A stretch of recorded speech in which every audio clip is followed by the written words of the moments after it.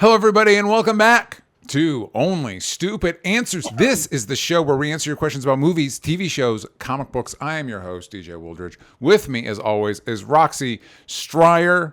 Hey, Roxy. What's up, DJ? Oh, my goodness, so many things. We had two major finales drop this week. We had to choose which one we were going to cover. Were we going to cover The Acolyte, or were we going to cover The Boys? Whichever we didn't cover ended up as part of our Patreon show, What We're Into, where we cover the stuff we don't cover on this show. And the decision was made by me that because we covered The Acolyte last week, were you covering The Boys? I would have made the same choice, just so everybody knows. Yeah. I just want them to know it's not. It was up in the air. Because a lot of eventful things happened in The Acolyte, and The Boys, for those that don't know, a little inside baseball, The Boys drops it drops right after I make the doc for this show. So I was like, well, I hope there's enough things to talk about in The Boys finale. I'm rolling the dice on this one.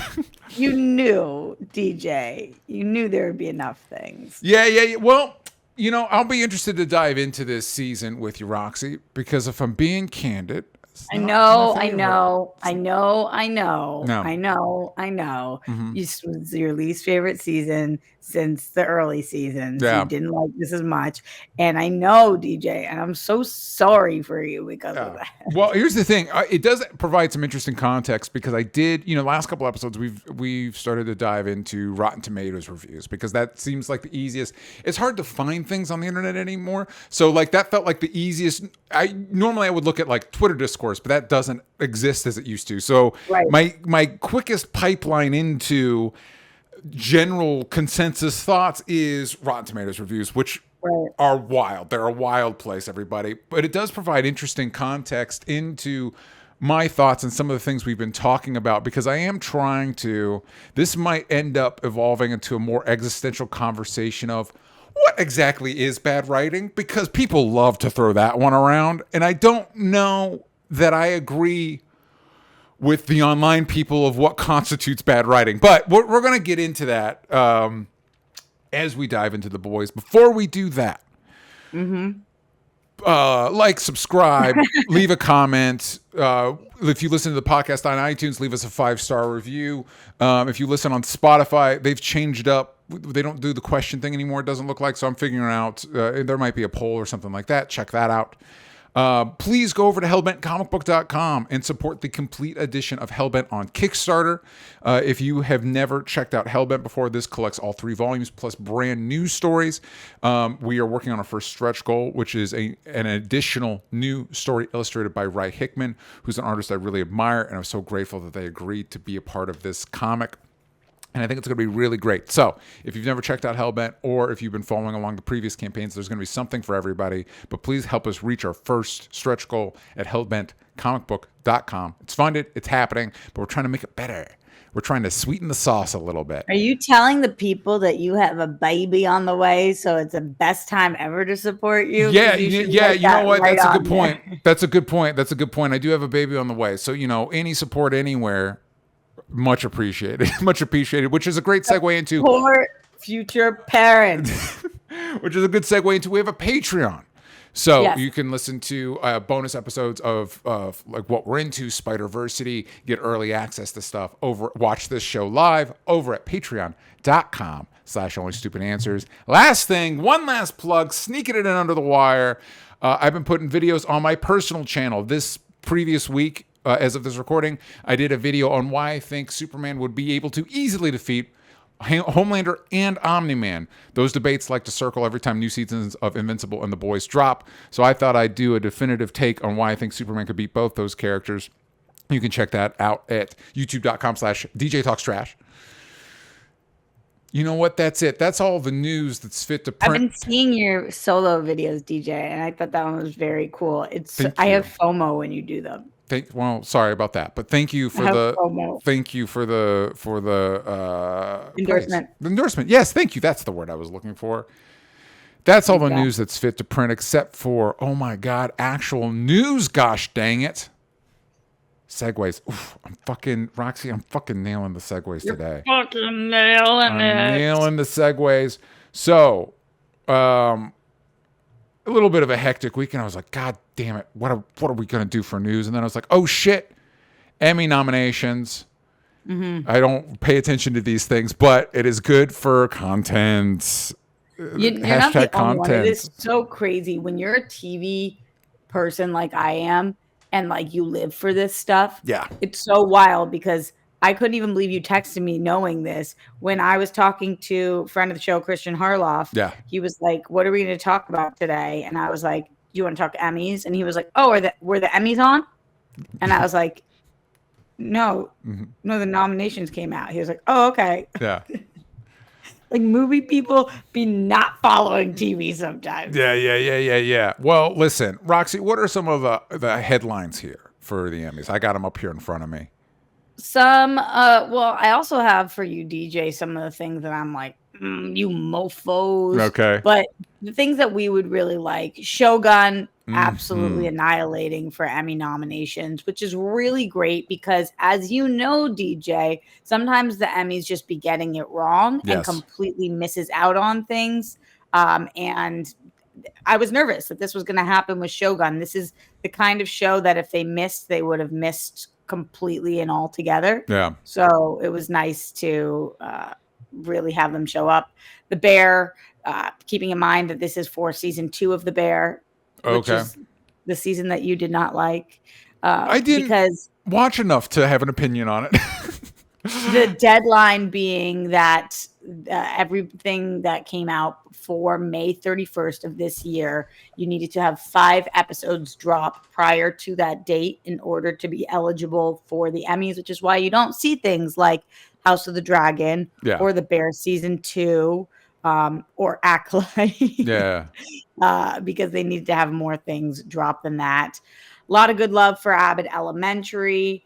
There was a few shows that I was like, whoa, what? That were nominated over and over again, like Palm Royale, which I had not seen, but Gilded Age, also a show I hadn't seen that got a ton of nominations. Fellow Travelers, a show I had not seen that got a lot of nominations. Slow Horses, which has been on my list for a while, but I haven't seen, and Lessons in Chemistry. Those are some of the surprises for me of shows that were heavily nominated that I was like, whoa, as a TV buff, I haven't seen these ones. Yeah. That's kind of wild child. Hold on. And the morning show, like nomination after nomination after nomination. Yeah. Okay, hold on a second. So I'm going through this list. All right. So we've got Best Drama, The Crown, Fallout, love it. The Gilded Age Morning Show, Mr. and Mrs. Smith, Shogun, Slow Horses, Three Body Problem. That's got to be Shogun's award to lose, right? You know, I find this very challenging because what that would mean, DJ, is that everybody would actually do their job and watch all of the series. Yeah. I think that Shogun is the one that likely people are not going to watch because you need to pay attention to it. Yeah. Okay. So I would think if you watch all the shows, to not vote for Shogun is egregious here, I think. Because that's kind of how, I could go through each of these awards, but it's pretty much like I start reading names and then a Shogun person pops up and I'm like, well, that's the person. Because, for example, Best Actor in a Drama Series. Idris Elba. I did not hear great things about Hijack, but I like him quite a bit. I like the show, actually, and he is excellent. He is the entire show. Yeah. Did I tell you, DJ, that I watched that show on an airplane, not knowing what the show was about? Oh, nice. We got Donald Glover, who I love. Walton Goggins, I'm like, oh, it's got to be Walton because he's just because it's Walton. And then lo and behold, Hiroyuki Sanada. I'm like, well, that's his award to lose. It's him. So I'm actually with you, though, that those are the top 2 in the category, but would you be upset if Walton won? I mean, watching the prosthetics that go into his performance as well and seeing what he was able to do, I feel like that would be another fair W. Listen, I love the actor. I loved him in The Shield. I loved him in Justified. I loved him in Fallout. I love him on all the things. I would be kind of bummed if Hiroyuki Sanada didn't get it. I was like, well, but come on. My vote would be for Hiroyuki Sanada. Yeah. I love his performance. It is so nuanced and poised, and like what he's able to do with his eyes and strength. I think that would definitely be my vote. Yeah. But I'm not going to be sitting here if Walton Goggins wins being like, how? Yeah. How did that happen? Because the performance is wild and it's different. It's a more over the top, more extreme, more body intensive performance. Here's one that stands out to me: Best Supporting Actor, and I should note that it is interesting that Shogun is not up for miniseries awards. Yeah, it's up for because they're talking. I guess because they're talking about doing a second season, it's now out of the miniseries category and into the main. But plenty of shows that do second seasons are like such as White Lotus. Are you saying that this isn't the rules are loosey goosey, or what are you? I don't understand them. At least somebody pointed out to me this year that it is in fact mini and anthology series, because shows like Fargo, True Detective, like those shows have multiple seasons. But when something like what was the show that I just mentioned? The vacation show. White Lotus. When something like White Lotus, where Jennifer Coolidge is our through line and she goes from place to place in season 1 and season 2, make it make sense. I don't understand. How is that limited as opposed to because of a different location? I don't know. Here's the other thing that stands out to me. We got in Best Supporting Actor in a Drama Series, we got 2 Shogun nominations, Tadanobu Asano and Takahiro Hira, both fantastic. No Cosmo Jarvis? And then I'd be like, wait, they got 2, but then morning shows got 3 right here. So I feel like we can sacrifice one of these morning shows for Cosmo Jarvis up in here. I believe that if Cosmo Jarvis was nominated, Cosmo Jarvis would have won. Yeah. So I don't know. Maybe this is them being strategic with their nominations for Shogun, because maybe, and I loved Cosmo Jarvis, but also, would you say he was supporting? That's true. Maybe they're like, okay, so he's one of our leads, and we're not going to have him compete against Hiroyuki Sanada. All right, I'll take it. I don't know. But I also see in Best Guest Actor, we got Nestor Carbonell, who is fantastic in Shogun. I'm not taking anything away from him. I'm just saying, he did good. I don't know that he should get the award over the Japanese actors in it, but just a little recognition. He did good. Yeah, but this is another thing that I'm like, huh? Yeah. He had 3 full episodes. We're calling that a guest star? Yeah. So Best Comedy Series, Abbott, The Bear, which that's another, come on, gang. Comedy, come on. Come on, gang. It's weird. We've been doing this for years, though, with Orange is the New Black. Yeah. And I do think that The Bear, my bigger problem with The Bear being nominated for comedy is not the actual show being nominated. It's that we have Io and Jeremy, and I believe there's a couple more nominations for actors. Eben, who are all nominated. And it's so difficult because how are you going to vote for Jeremy Allen White for Best Actor in a Comedy? There's not one comedic thing about his performance. Yeah. So even though the show has comedic undertones at times, he's such a straight man in it. And Io, frankly, is as well. Yeah. But it's so difficult because I feel like if Jeremy Allen White was nominated for Best Actor in a Drama, I would actually say, at some points, I think he does. He's unbelievable. Yeah. This year in particular, I wouldn't vote for him, but some years I would.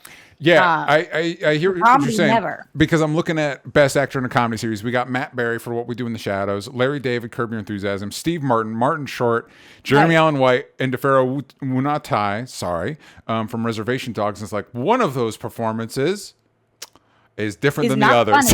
It's not funny. It's not funny. I really hope that they give this to Larry David this year. It's the last season of Curb. Yeah. I don't think that Curb Your Enthusiasm deserves to win Best Comedy this year. Yeah. The finale was phenomenal. And just in general, I think that what he's been able to do for the last several decades to dominate television and to put himself starring in this show. I don't believe he's won for Curb as an actor. Somebody correct me in the chat if I'm wrong. Leonard, Mike, Grayson, I'm looking at you guys.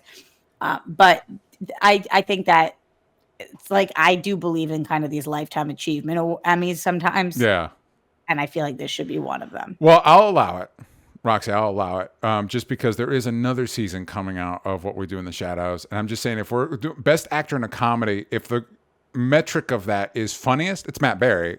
Of these, I've watched all of these. Yeah, I've watched all these. Maybe not the latest season of Curb, but I've watched it. I've watched all these too, not the latest season of What We Do in the Shadows. And I think that they're two different types. Like Matt Berry is more like laugh out loud funny, Yeah. and Larry David's more deadpan humor. Yeah. And So I'll give situational. him the lifetime. I'm Yeah. on the voting thing. I'll give him the lifetime for this one. But then next year, Matt Berry, you're my guy. You're my guy.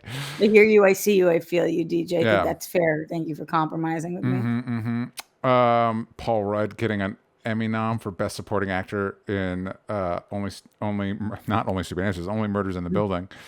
Oh my God, Paul Rudd on Only Stupid Answers was so great. Yeah, I that know. Was our biggest episode ever. Paul Rudd came on and just like casually shot the shit with us. Yeah, he came in, ate some hot wings. Everybody loved it. Memes were made. Yeah, all right. This is wild. Awards are weird, man. You know what I thought was really weird? Do you see? I don't have. I'm trying to look for. Oh, there it is. Outstanding television movie.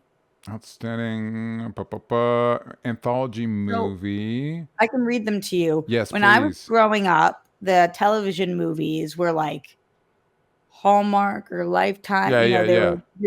Okay, this year's outstanding television movies: Red, White, and Royal Blue, Quiz Lady, Scoop, Unfrosted, and Mr. Monk's Last Case.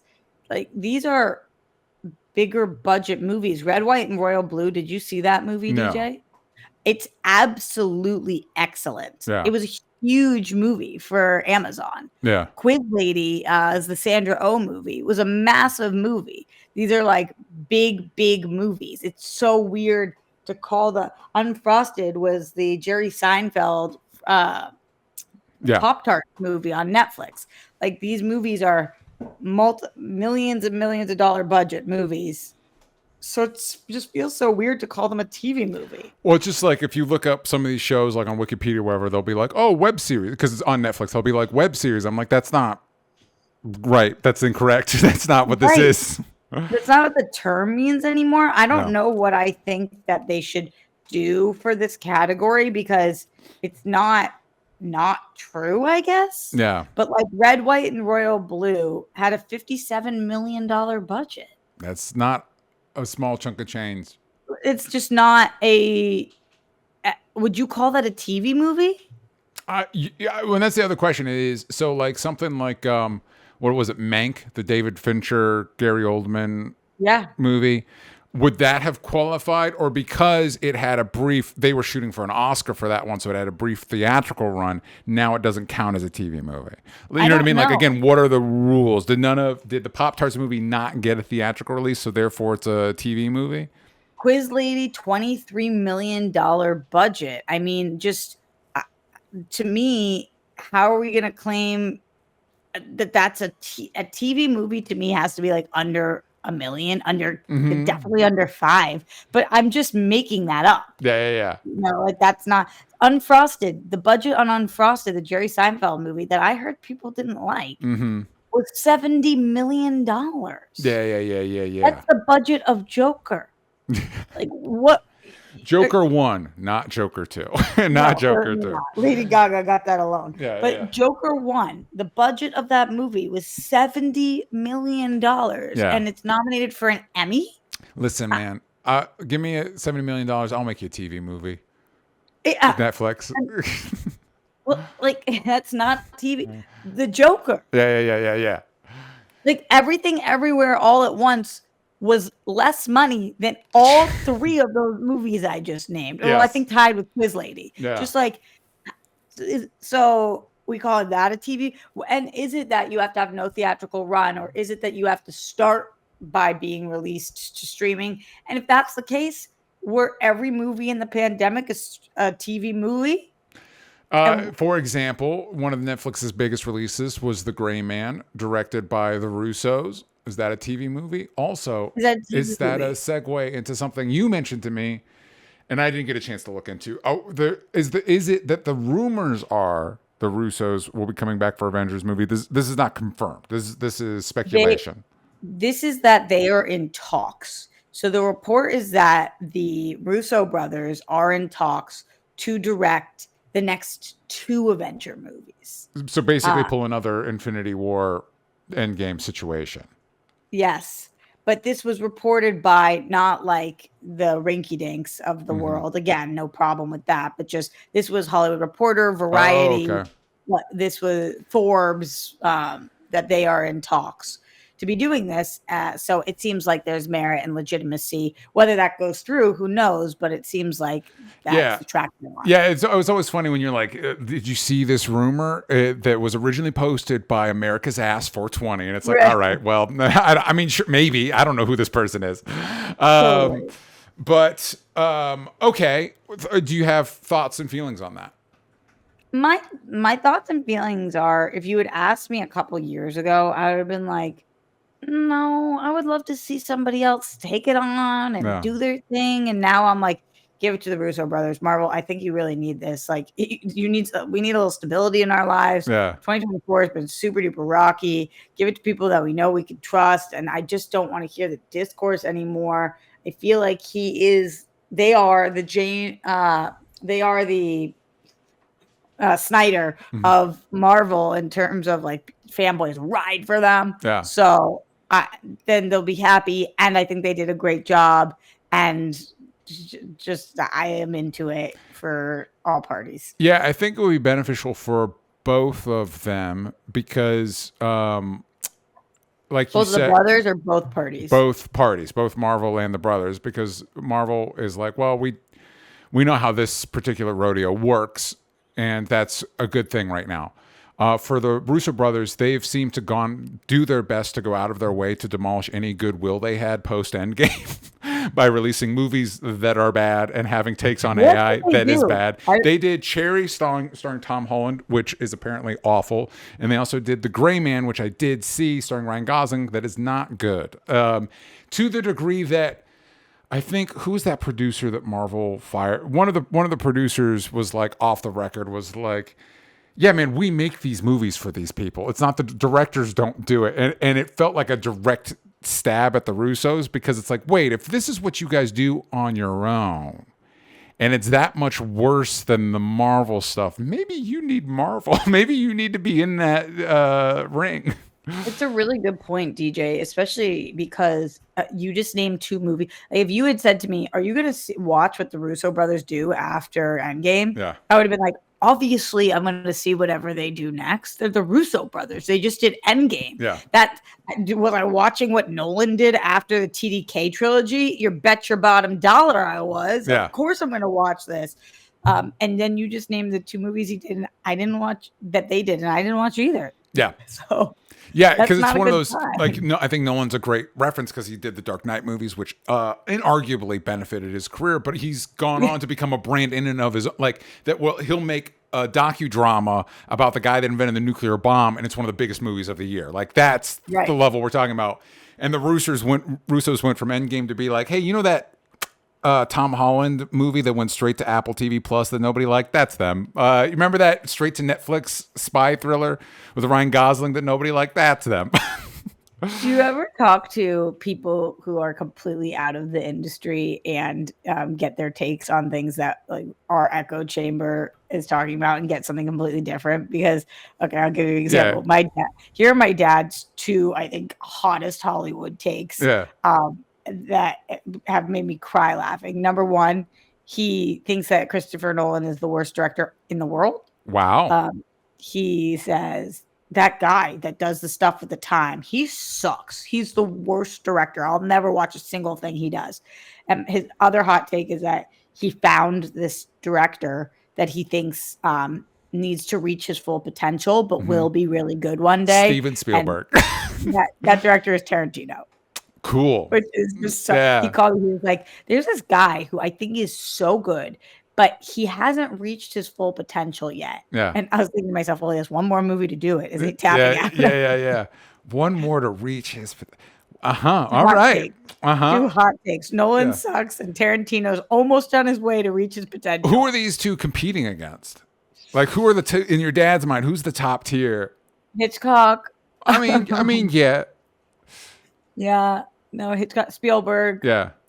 Yeah, that's pretty much.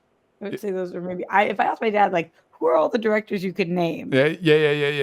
It's definitely, different generations, you know what I mean? Different, exposed to different things. Cause I've heard, in being in town, you'll hear some like people that work with some big name directors.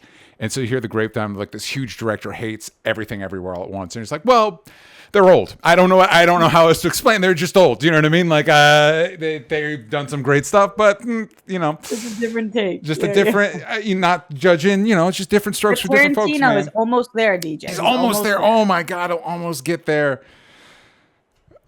Yeah, man. God bless him. Hopefully he gets there. And I've deviated us from the Russo brothers conversation, which we both seem to think is a good idea. Do we think this is going to happen?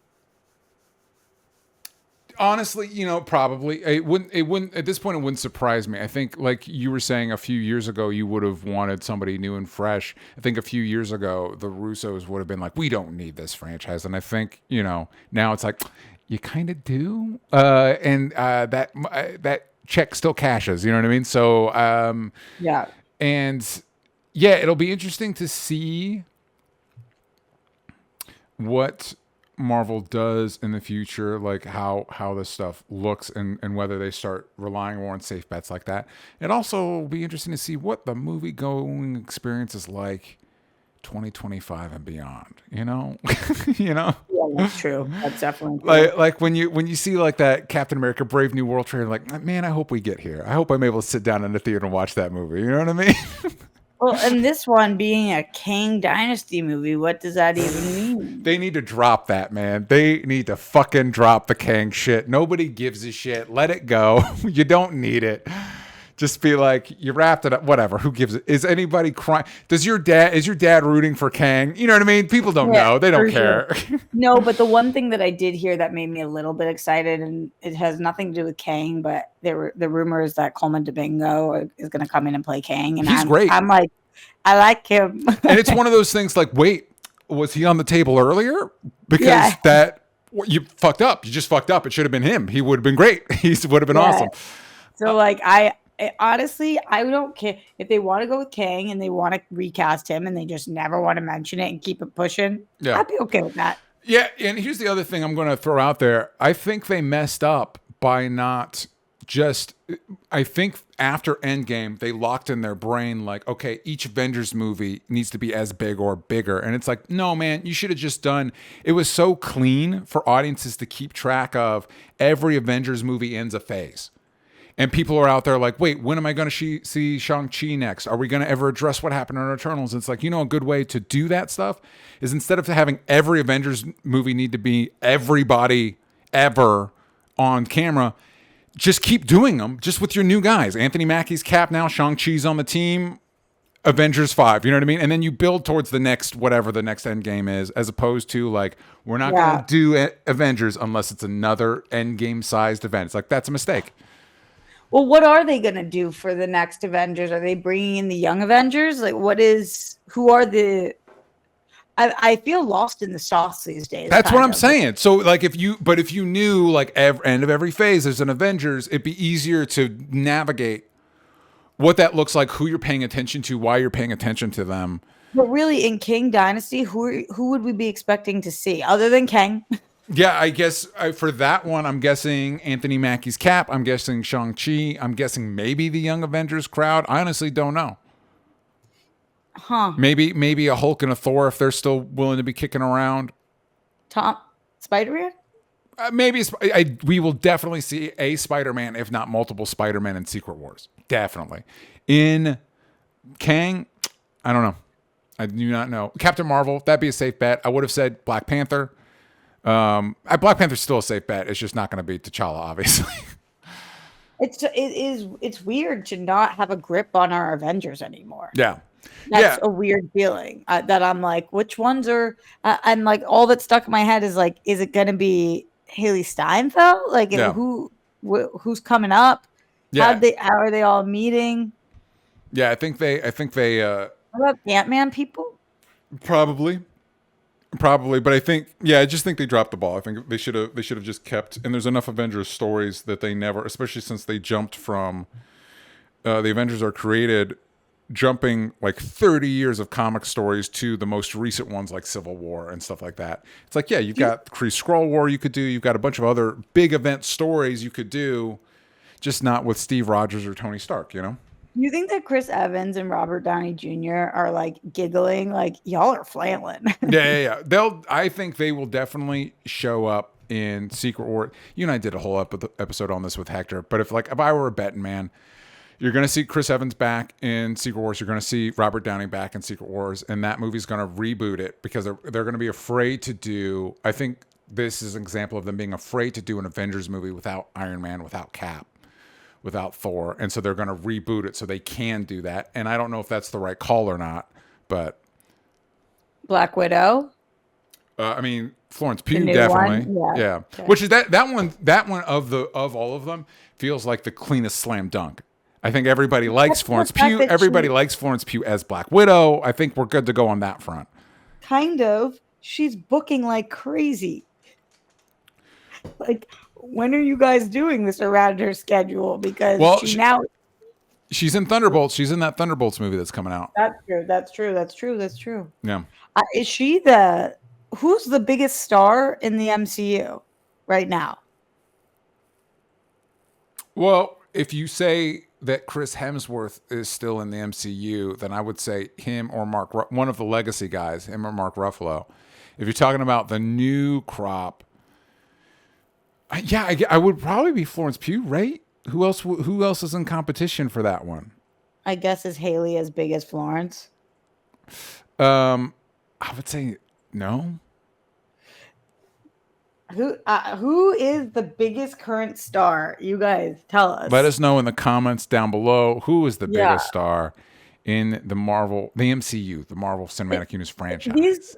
These moments are always though exciting and they're confusing in some ways, but exciting in others because where we're going, never knowing. Mm-hmm. Like, just it's interesting the time that we're at right now, where we have no effing idea what DC is about to do. Yeah, we have no idea what Marvel is about to do.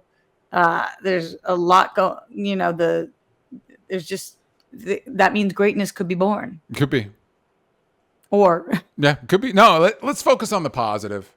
Or and as we focus on the positive, we're gonna segue right on over to the season 4 finale of The Boys, eloquently titled Season 4 Finale, because they had to change it last minute. They decided to. Why?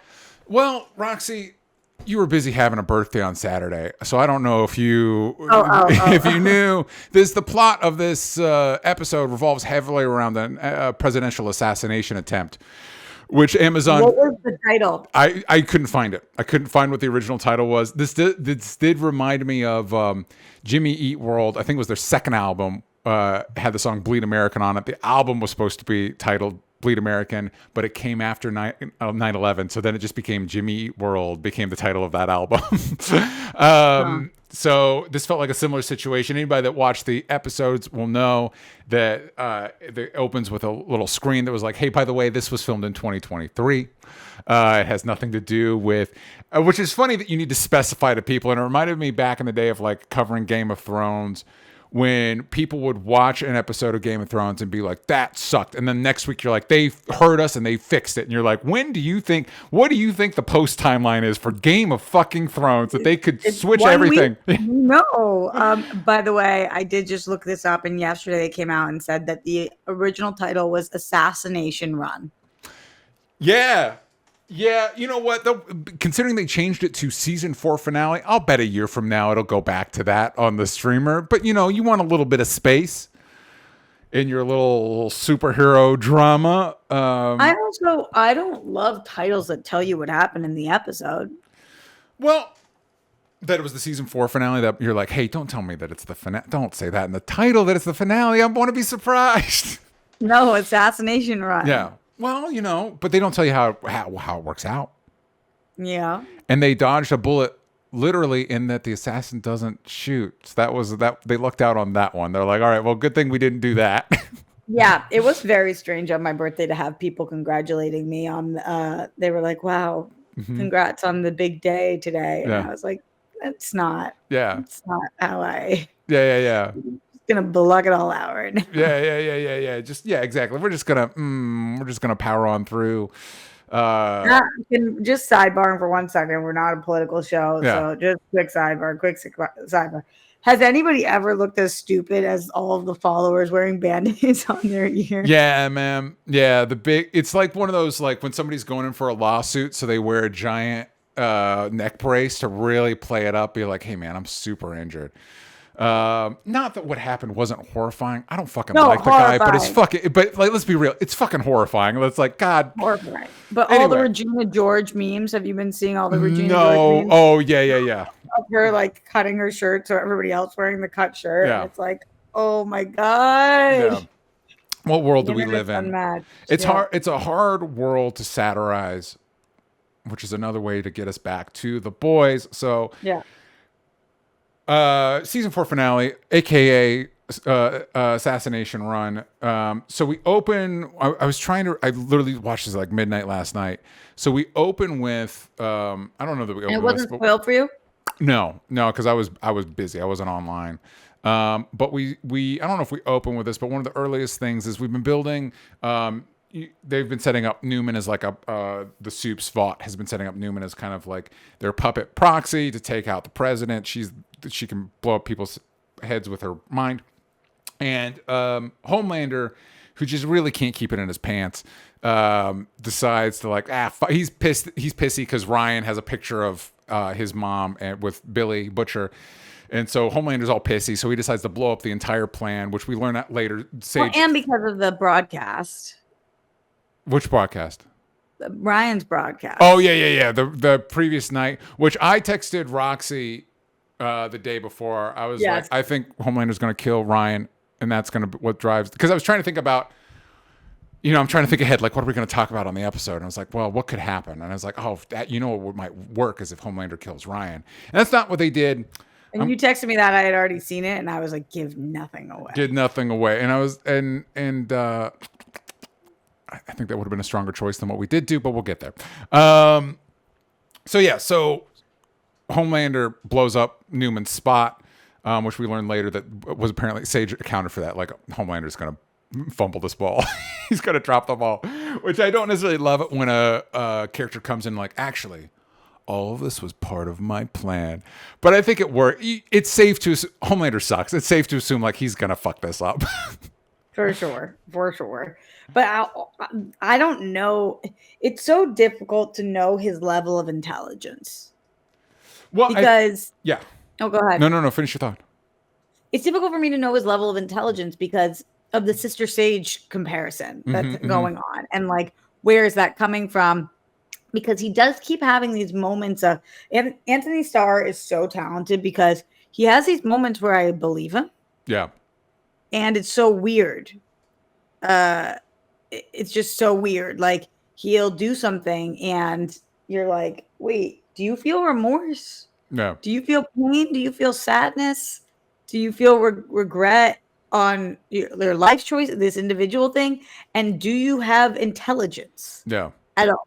Mm-hmm. So I don't know. Do you think that, like, do you really think everything he does, he fucks up, or do you think it goes exactly how he wants? No, I think what it is, I don't think Homelander's a stupid person, but I think like a lot of fascists, he doesn't know when to quit. He doesn't know. He thinks like, well, I can do this. Well, I can get away with this. I can just do what I want.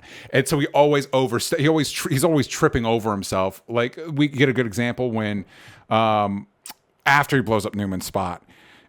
He's walking away and she's like, you realize what you're going to have to do this now, right? You're going to have to like arrest half the nation or whatever. And he's like, and you realize it didn't occur to him. Like he's not thinking ahead because he's never had to. I knew that. Yeah. I knew that. It's not that he's dumb. It's just that he doesn't think ahead because he's never been really, he's just been able to do whatever the fuck he wants without consequences and assuming that there won't be any. And so while those consequences have yet to be something that directly harms him, he's often out, not as in control of the situation as he would like to imagine that he is. Mm-hmm. And I think that's a situation like this. He's like, well, fuck it. I'm tired. I am pissy. And so I'm going to detonate this whole plan and it'll be fine. And it's like, well, it's actually not, though. There's a reason you were going to do this. What interested, but he's still smarter than the Deep. But that's Yes, that's a low bar. That's a low bar. But seemingly smarter than a lot. I mean, would you say he's smarter than Firecracker? Yeah. But Would you say again, he's that's what smarter? happens is you surround yourself with sycophants that are fucking dumb as shit. Is he smarter than Noir? Actually don't think so. It's just the new Noir. Actually, either Noir. I think both Noirs are probably smarter than Homelander. They're just too fucking loyal. The way they're dumb is that they're loyal to him. I love the reveal. I don't think we talked about it last week. I love the reveal mid-fight last week, and then Noir starts flying, and they're like, what? Noir can fly? Yeah. And it's like he's been so busy trying to be old Noir that it's like he's fighting with one hand behind his back. Like, wait, you can do more things? Totally. Very fun. Yeah. Yeah, that's great. That's great. Like, for all we know, he actually might be able to go toe-to-toe with Homelander, but because he's so focused on playing the part of old Noir, we're not going to find that out. Do you think, though?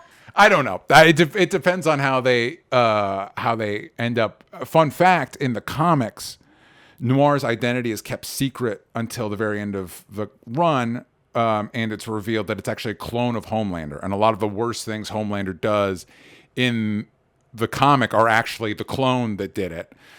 Which Kripke was like, yeah, I understand the twist. I just didn't think it worked for our show, so we decided Noir is just a different person. That's interesting. Yeah. That was kind of cool. I didn't know that.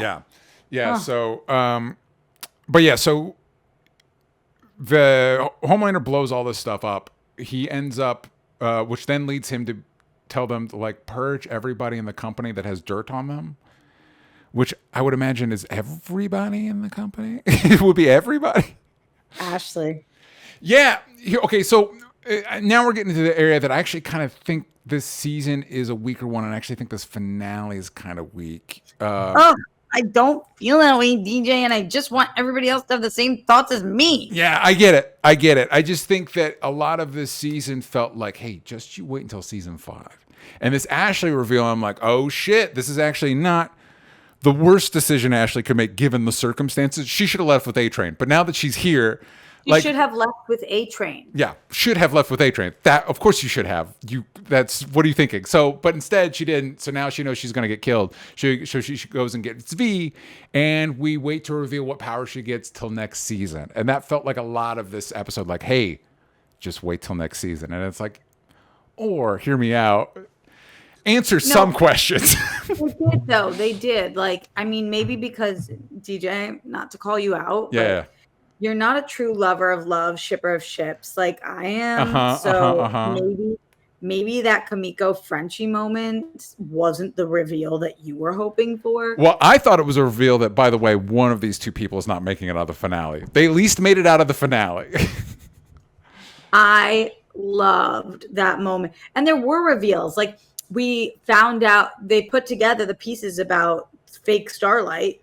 Yeah, that was great. That was a good sequence. And I'm glad Hughie, although again, the show kind of like glossed over a lot of the implications of fake Starlight. And like, 100%. Yeah. Like all of the sexual assault stuff that we're just not going to deal with this season. Yeah. And Starlight, what really upset me was I understand Starlight being upset that Hughie didn't notice it wasn't her. Yeah. However, how about a little compassion for your boyfriend who was straight up just assaulted over and over again? Yeah, I think that scene could have been written tighter. There was a tighter way of doing, or like, because you're right. I was like, part of me was like, Starlight, you're kind of being a jerk right now. And then I was like, well, wait, it's not that she's, you know what I mean? I had to like step back and like, I kind of understand. I just wish it was kind of like that we talked about early in the season where Hughie forgives his mom. It's like, I like what we're doing, or when like his mom explains like why she left. It's like, I think I get what we're doing. But that didn't justify it at all. I'd word it differently. Yeah, I feel like we should have, when we get that moment of relief where Starlight's like, you have to get tested because I'm not getting shapeshifter syphilis or whatever the hell she says. Yeah.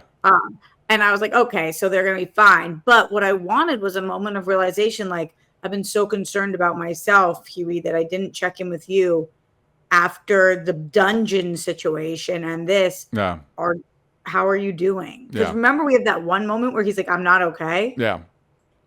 And then we have this, and she's like dogging on him. And I get it. Your boyfriend was just inadvertently cheating on you and proposed to another person proposed to him, but then he proposed back, whatever. All that, I understand that she would be conflicted and be upset, but you can hold two truths at once. And one of those truths is that he's been majorly fucked with all season. And he's not okay. And he's been assaulted after assault after assault. And Starlight is supposed to be one of the smarts. She's supposed to be a smarty and a sympathetic.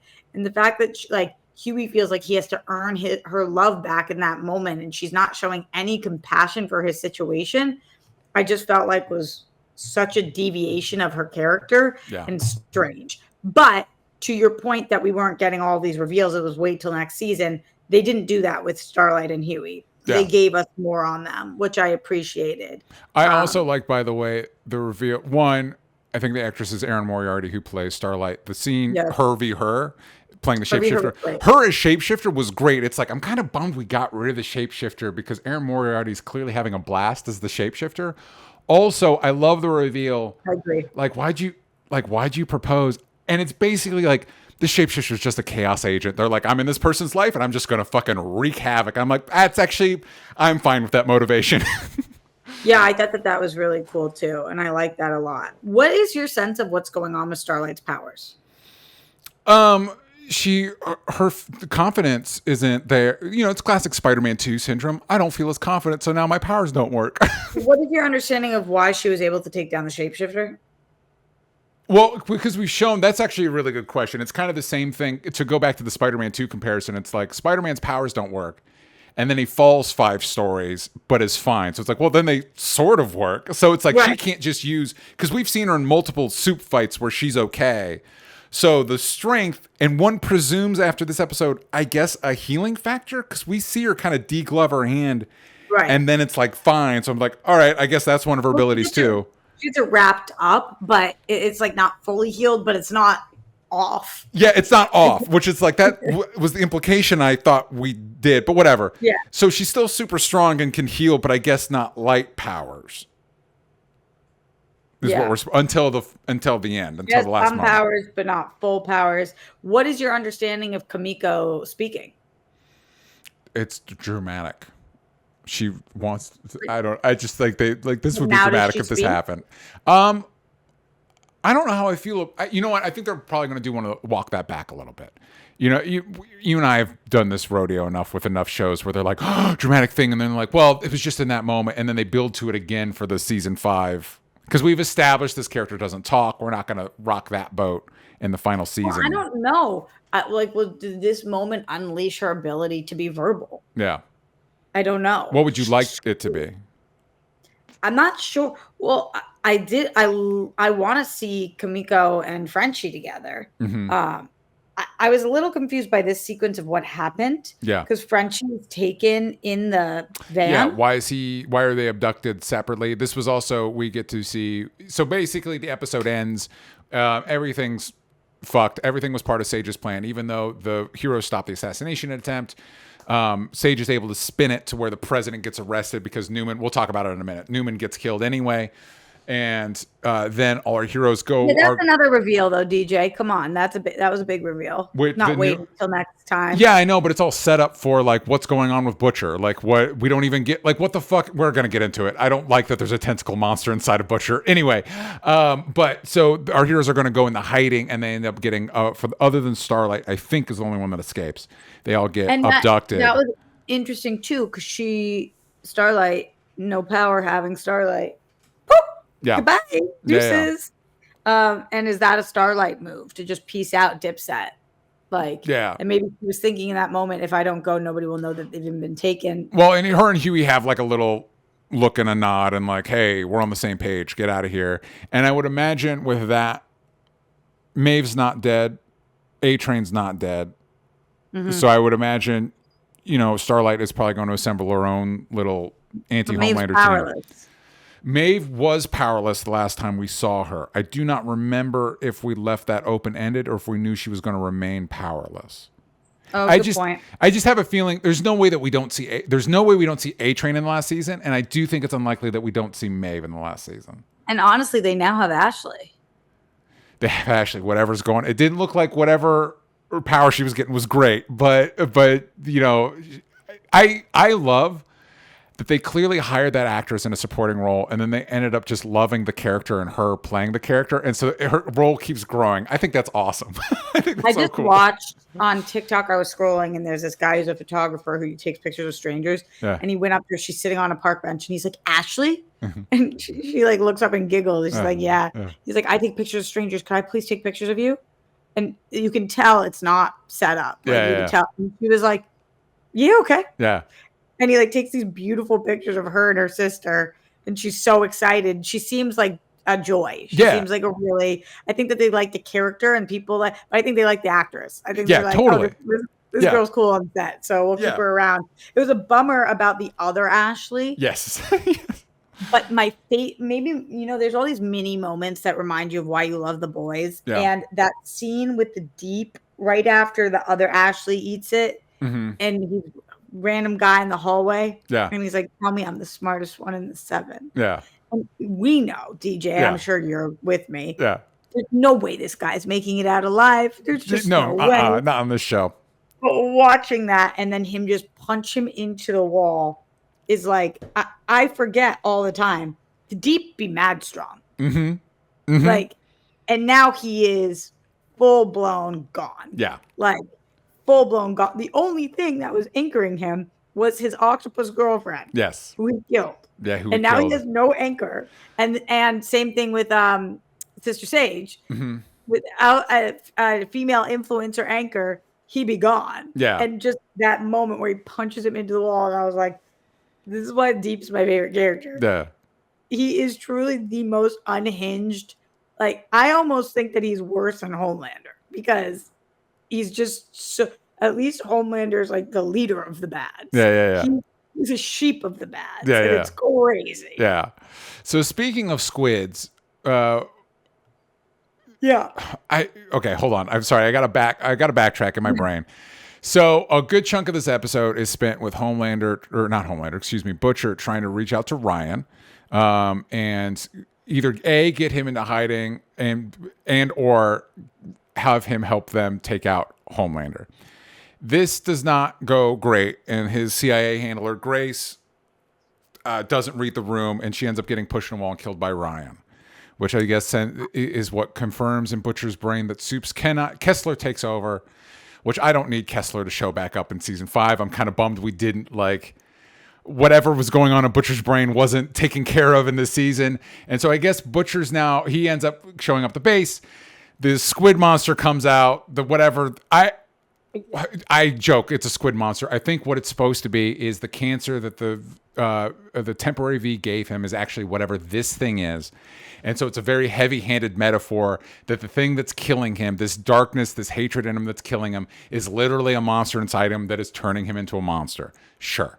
It just looks weird. It just doesn't, for me, it doesn't mesh with the reality of the show because the way it reads, here's the other thing that I felt read weird. Two things that I felt read weird. It reads as if he's possessed by another entity, which doesn't fit our world of Soups. We haven't introduced that type of thing. I don't think it is that type of thing. It just feels like that type of thing. The other thing that read weird is the whole episode, Firecracker is kind of like under the weather. Meanwhile, we know there's a soup virus being cooked up. So your brain's like, is it related? It's not. It's the medicine she's taken to generate breast milk. But it's like, it's just confusing. It's just one of those why is that confusing? I feel like there's no correlation between those two things. It feels like it's confusing because you have a soup getting sick while you're making a virus to kill soups, but they're two unrelated events. And it's like, but that's why they explained it. They were like, she has the booby milk thing that she's taking to do this for Homelander. And it's the thing she's doing for Homelander that is making her sick. That's making him not want to be near her, even though she's doing it for him. Yeah, sure. It just felt like in an episode where you're really focused on a virus, it felt distracting. Like I can get the reason that they had released the virus. That's what. Yeah, that maybe like we're dealing with a Watchmen situation where the timelines are actually off. Like maybe the whole virus situation is happening before, and they got into Firecracker, and so it's just I on paper I like the idea of even if it doesn't affect Firecracker, the reminder that Homelander does not give a fuck about you. It doesn't matter what you do to appease this person. They don't care about anybody but themselves. That's important. I think that's narratively important. I just think like maybe just the whole like her being sick while we're talking about the virus. Are they related? Actually, no, they're not. And it's like, well, this just feels clunky to me. Like maybe, do it in a different spot, or maybe like, even if it's not the same thing, connect them more, something like it doesn't have to, she could be sick otherwise, but like, I don't know. It just felt weird. I just feel completely differently than you. Like yeah. they are all sick. They're all doing effed up things to their body. You're not supposed to naturally just make milk unless you just had a baby. Yeah. She's taking this extreme thing just for him. I love that storyline because you watch, this is like the most Tommy Lauren, Candace Owens, like you guys are appeasing to people who hate you. Yeah. That is what that's what they're showing, right? Like yeah. you're trying so hard to be loved by people who hate you inherently. Yeah. And I just think that they've done a great job with her character. And honestly, it's crazy. I feel bad for her. No, I get that. She's doing this to herself. I feel bad for her because she is, and I know this term gets used around all the time, but like she is a self-hating woman. Yeah. She is. And that is like, it's hard to watch because also I love the point that fake Starlight made to Starlight.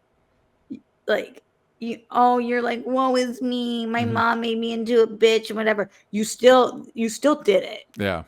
You still negatively impact this person. That doesn't give her the right to go off and be what she is now, but she clearly lacks confidence, which comes from being a child.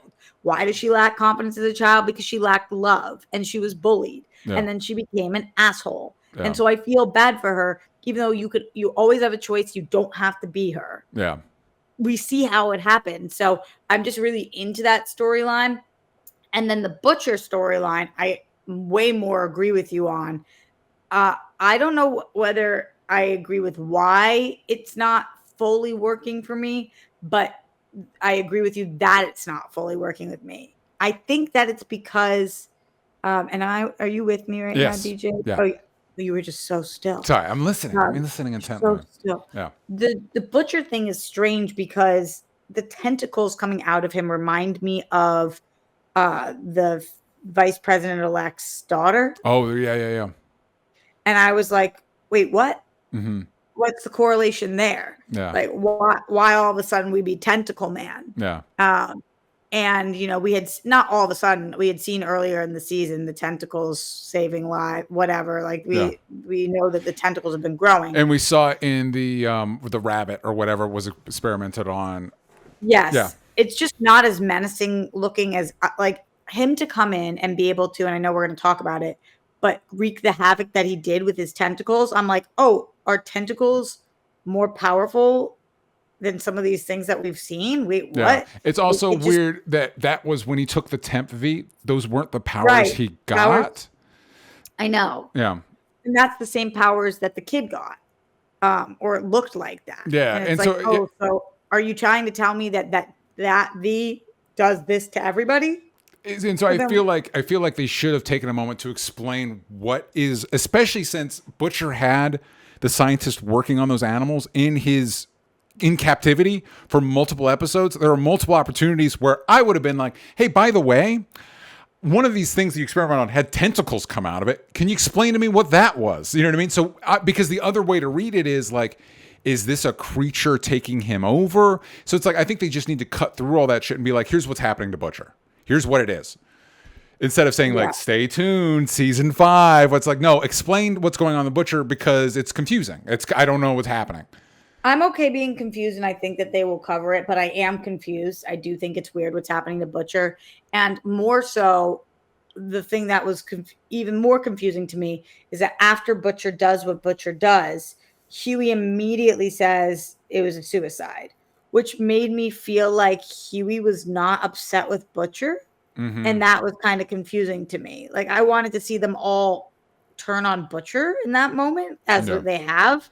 But it seemed like they were all like, yeah, okay, fuck it. Whatever he just did was fine. and that was that made me think, did I miss something? Yeah. What we do know is that he is bigger and badder than ever before. And sometimes trying to take down a monster turns you into a monster yourself. Yeah. And we're watching that happen. Leonard Kim asked in the Discord, do you think in the long run the decision to kill Newman was a good one? I loved it and was super caught off guard. However, I believe the final season will miss not having Newman involved in the show. I could be wrong. I trust Kirky and the writers. What do you think, DJ? I don't know what we're doing for the finale, and I do think it's good to clear the board a little bit, even though I do like that actress quite a bit. I think she's really good. And, it's a classic, especially on a show like this, snatching defeat from the jaws of victory. You know what I mean? Like, you're right there. You know what I mean? And I like the idea of Hughie trying to go a more peaceful route, which I think might inform why they don't immediately turn on Butcher, because it was like, we're trying to do like a whole, like, not murder everybody thing. But that goes into something Stacen Jatham asked in the Discord. What are your predictions for season 5 of The Boys? Is Butcher beyond redemption at this point? And Roxy, as you get into your predictions for season 5, the one thing we didn't mention is it's not even really a post-credit, like a mid-credit tease. Soldier Boy is still alive and in stasis. So that's clearly going to factor into season 5 as well. And I know you and I have talked about how the internet's so hard to read at this point because it's just so fragmented, but I saw so many people being like, we want to see Soldier Boy, we want to see Soldier Boy, we want to see Soldier Boy. So I was happy for them that we got a little bit of that. But when we're talking about what we're going to get, I do think that Butcher is past redemption. Mm-hmm. I think it's okay because I think he's going to die. Yeah. So, I don't think that the show's trying to redeem him. I do think that they're going to give him a heroic end, though, that he saves the peeps. Or Ryan. It's going to be Ryan. It's kind of something involving Ryan. Yeah, definitely.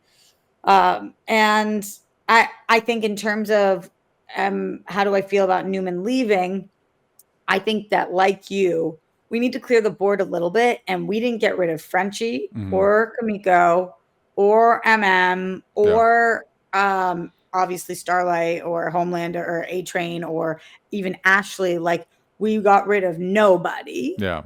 So she was the most impactful person that I think we could have gotten rid of. Yeah. I think that they also threw us off because if you're watching promo and press for this season, she was heavily promoting the finale. Yeah. And in all of the press for it. So I thought that she might make it out alive. But when she didn't, I was like, that makes sense because she did have her final moment. She was also kind of past the point of redemption. Yeah. And she had those final moments where she was like, help me. I need help. And you realize everyone is collateral damage to this world and to Homelander. And so, like, I'm glad that hearing about the camps kind of seemed to be the thing that made her change her mind about moving forward and having that conversation with Homelander where he's like, I own you. You will make every choice. And otherwise I'll send you a piece of your kid's body for every year. And I was like, okay, she is tortured also. So I think that the show made the right decision. And if we're going to lose somebody, she's the person to lose, even though I'm with you that she's a great actress. Yeah. Where we go from here in the final season, I think we know the general premise is Homelander v. Butcher with Ryan being in the middle of that. Will he, won't he? Where does he land? Yeah. And we know our teams. Like you said, I think A-Train and Maeve are probably going to be brought back by Starlight, who's the only one who escapes. Yeah. And I am curious about Sister Sage, too. Yeah. Her motivation seeming to be just wanted to see how smart I was. Exactly. I kind of like that. Yeah. And so curious kind of if she's just doing things to see if she can, does she try to see if she can take down Homelander? I like that. I'd be into that. Yeah, I think you're right. I do think the other thing about taking Newman out is this helps them avoid the question of could she use her powers on Homelander? Because that's the question I have. That head popper power feels like it doesn't matter how strong you are. Could she pop Homelander? Now they don't even have to discuss that in the writer's room. She's off the table. We don't have to worry about working around that. Yeah, I think you're right. I think the season she probably has that same question. She probably thought about it a million times. Could I do that to him? Yeah. So, So I think we saw a few Gen V characters show up on Homelander's side. It wouldn't surprise me if to flesh out Starlight's side at the beginning of next season, she comes back with A-Train, Maeve, and a couple of our MIA Gen V, more heroic Gen V characters. That'd be cool. And then, because that's another thing to think about is the way they talked about Gen V is that it's supposed to bridge, like the previous season bridged 3 and 4. Maybe Gen V season 2 bridges 4 and 5. So that might change stuff a little bit. I hope we explain what's going on with Butcher. The guy from Gen V that we all loved, though, that passed away. He would have been perfect. Yeah. It would have been. He was very talented and super. I think he died in a motorcycle accident. Is that what happened? Yeah. I'm just going to throw this out there.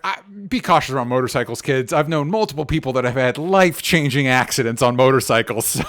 Yeah, he did. Wow, he died in a motorcycle accident. I get it. They're cool as fuck. I get it. But I'm just saying I've had people's lives turned upside down by motorcycles. So, be cautious is all I'm going to say. But yeah, and Mike Joyce said in the Discord, Kripke said in an interview that the season 5 will be their version of the apocalypse and that it'll be, quote, Homelander's vision of America. He asked, do you think the show will suffer next season because they're going to parody Republicans even more than they did this year? I don't think it'll suffer from that, although I do, like I mentioned earlier, it is increasingly hard to satirize. Like you mentioned with the bandages, it's just hard to, our world is already so insane, it's hard to satirize it. But so I think it'll be interesting to see things go full tilt. I didn't love seeing Soldier Boy because we did this. We already resolved this. I kind of want to move, and especially in a season that didn't feel like it moved much. I kind of move forward. But to that point, we're running a little long, so I don't want to spend a lot of time on this. But I did go through. I did look at the Rotten Tomatoes scores on this season, and wait, I want to know that. But DJ, I have one question for you first. Please, one question.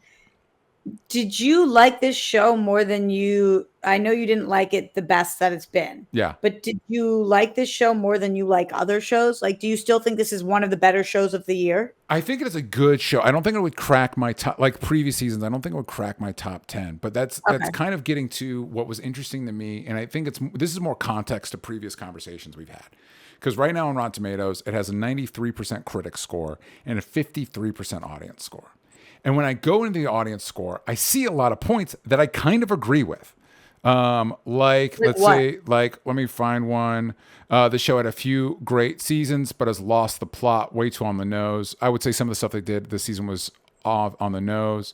A lot of complaints of filler, not a lot of movement. This season was a filler and didn't bring anything to the series. It seems the series is getting worse. That last sentence I would include. But here's the thing. So I agree with the idea that I don't feel like a lot of movement happened this season. It kind of felt like filler. I agree with those critiques. But you look at those critiques, and out of a 5-star rating, they're 1 star, half star, 1.5 stars. And it's that's not... It's still, well filmed. It's still got a great cast. It's still I would probably say a lot of things that I think are good, not great, 3.5. I think it's still... And I compare this to... some of the discourse around The Acolyte, which we're going to talk more on our Patreon show. Some of the discourse because House of the Dragon is on, and I did my video on why I thought the Game of Thrones finale was good, actually. Seeing a lot of old Game of Thrones discourse popping back up on my timeline.